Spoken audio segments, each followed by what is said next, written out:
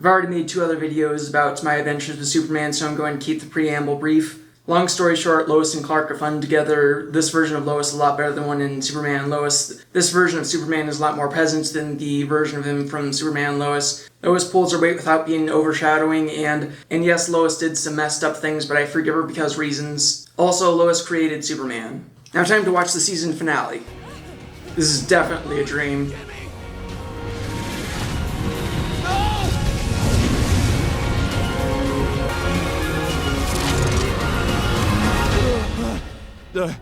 I guess that's the part of his subconscious that's still mad about the Amber situation. You tried to conquer this planet. No, that was odd. Compras. I'm not like you. I'll never be like you. And if you come to Earth again, I'll be here to stop you. He doesn't understand English, Clark. Nos casi doloren. If he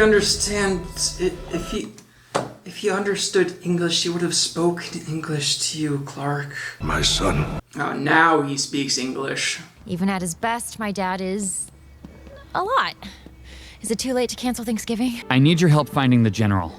What? The guy who kidnapped and then tried to kill you. It's not going to be that hard. Just wait until Thanksgiving when you're introduced to her dad, because he's probably the general. He hasn't seen the terrifying evil Superman datasphere. No, and you are gonna help me make sure he never does. It would destroy him. Just hates secrets. We said no more secrets. I was just about to bring up the fact that you said no more secrets, huh? You 3 have brought me more trouble than every other intern we've ever had. But people loved that message you did to get help for Superman. City Saved Superman by Lois Lane, Clark Kent, and Jimmy Olsen. You're terrible interns, so the only thing to do was to make you reporters. I feel like this episode should have a disclaimer that it's not advice on how to be interns, because they went against their boss's orders multiple times. Don't wink at her, she has a boyfriend. Okay, mushy feelings time is over. Mushy feelings time will never be over. After his powers showed up, Clark was so scared of hurting someone that he kept himself at a distance. But now he has you with him. So that's why he pulled that "we're just co-workers" thing in the first episode. Okay, but why did Lois pull her "we're just co-workers" thing? Maybe she used to keep people at a distance because of her daddy issues? Oh, no, Dad's here. What do I do? What do I say? We need a plan. Let's hide and make one. They go to the closet and there's this huge war table with the entire house mapped out and little pieces to represent their infantry, and they say, as soon as he comes through the door, we'll send in the first wave. As soon as he's done scrutinizing their haircuts, he'll go to the kitchen. We might have the dust cleared out by then. There's no way he'll like the gift you got him, so you're gonna have to write a speech about how it's the thought that counts. Come on, what's the worst that could happen? You let Lois miss chemo for an investigation? Whoa. I didn't let her do anything. You can't let her be selfless right now, Clark. He's rude to you, and Ma, and Pa, and then everybody hates me. Hey, nothing can change the way I feel about you. Nothing could ever change the way I feel about you. Unless your dad turned out to be the general who kidnapped me, there's nothing that could ever... Dad. Yeah, that was an obvious twist. Happy Thanksgiving! You didn't tell me your dad was the general, now I hate you. Mr. Lane? Please, call me General Lane. I thought you were demoted recently. How do you spend your time? Any hobbies? Oh, the usual normal guy hobbies. I like to fix door handles that I've ripped off, catching my girlfriend when she jumps off the building, drinking so much caffeine that I'll never have to sleep, catching my girlfriend when she jumps off a tall cliff, stuff like that, you know? You must be so proud of Lois. She's smart, hardworking, and successful. She cracked several stories when all they did was ask her to make some copies and grab some coffee for them. She's a Lane. It's what we expect. Did this man just say all Lanes are overachievers when his wife ran out on him and his other daughter besides Lois joined a cult? Unless none of that happened in this continuity. I love how Mrs. Kent is more warm on Lois than her own dad is. That's mother-in-law material. Clark does a lot. Just the other day, he saved the entire Store! Saved money at the store. Ma, we should help in the kitchen. What? Does he really think that his mom would out his secret? It sounded like she was saying he was saving the entire city, but she can't say that. What would you do if, let's say you had an enemy? I'd turn him into a friend. It makes too much sense that Clark would grow up with that kind of father. No wonder he became friends with Batman. Mrs. Kent said something about success. Oh, I had my first article published. Ta-da! You just published your first article? You mean you're not already running the whole place? Do you always wear glasses? I didn't point this out before, but it's kind of weird that this version of Clark wears glasses because normally Superman in most incarnations doesn't actually need glasses. They're just to make him look different as Clark Kent. But this version of Clark wore glasses before he started being Superman because reasons. So either he doesn't need glasses and he put them on for no reason when he was Clark Kent, or he actually does need glasses and he's been saving people and going through all these fight scenes with impaired vision. And I don't know which option is funnier. The only other explanation is that when more of his powers started kicking in, it fixed his vision, but he kept the glasses in Clark Kent's modes to keep up appearances. Hey, everybody! Jimmy, I never thought I'd be so glad to see you interrupt a conversation. Me. Oh. This is Jimmy! Let me show you the kitchen! Lois's dad is the general who tried to kill me. The only person everybody loves. Don't tell anyone, Jimmy. But this turkey is refusing to come to temp.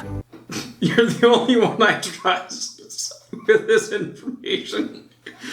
I don't know who you are. I know nothing about you. That's why I like you. Because once I know something about you, I'll know a reason to hate you.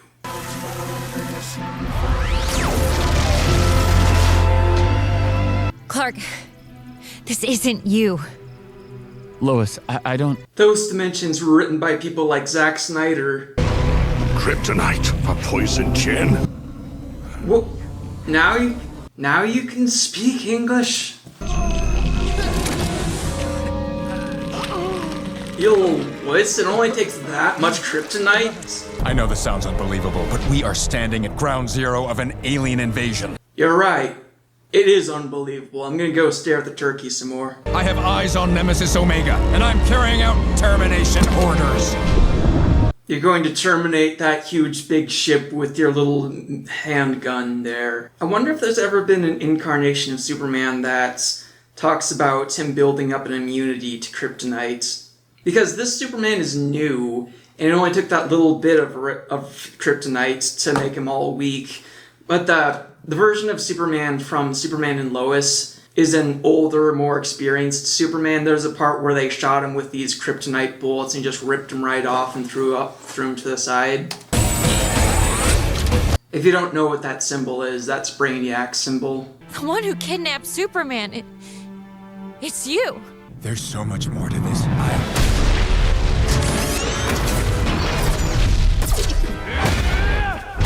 Clark! He was about to kill the general!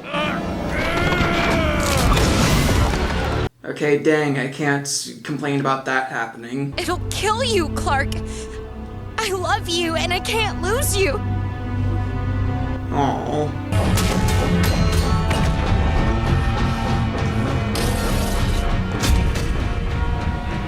But don't cut away, I want to see him destroy the robots. Okay, that's better.